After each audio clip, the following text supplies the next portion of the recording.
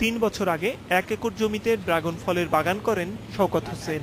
তার বাগানের কাজ করে এলাকার অনেক বেকার শ্রমিকের উপার্জনের সুযোগও হয়েছে।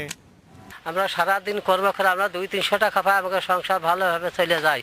আমাদের এই ফলের বাগানেই আমরা থাকি। স্থানীয় চাহিদা মিটিয়ে এই ফল ঢাকা, যশোর, ঝিনাইদহ, নড়াইল সহ বিভিন্ন জেলায় বিক্রি হচ্ছে। প্রতি কেজি ড্রাগন ফল 400 থেকে 500 টাকা দরে বিক্রি হয়। এছাড়া চারা বিক্রি করেও উপার্জন করছেন শওকত। ড্রাগন ফল চাষে আরও সফলতার জন্য তিনি কৃষি বিভাগের সহযোগিতা আশা করছেন। রোগ বালাই কম, ওষুধ লাগেই না, এমনি গেলে জৈব সার, কিছু জৈব সার দিলে হয়ে যায়, আর কিছু কীটনাশক ওই পিঁপড়া টিপড়া মারা ওষুধ দিলেই মোটামুটি চাষ করা যায়। আমি সরকারের থেকে কিছু লোন টোন পাতাম, আমার এই বাগানটা আরো 3-4 গুণ বাড়াতে পারতাম এবং বাড়ানোর আশা আছে। এ বিষয়ে মাগুরা সদর উপজেলা কৃষি কর্মকর্তা বলছেন, মাগুরার আবহাওয়া ও মাটি ড্রাগন ফল চাষের উপযোগী।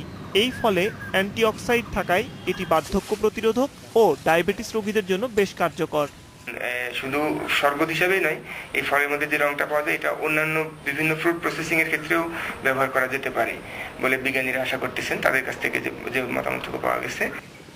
দেশে নতুন এই ফল পুষ্টিগুণ ও স্বাদের জন্য খুব দ্রুত জনপ্রিয়তা লাভ করবে বলে আশা করছেন কৃষকরা।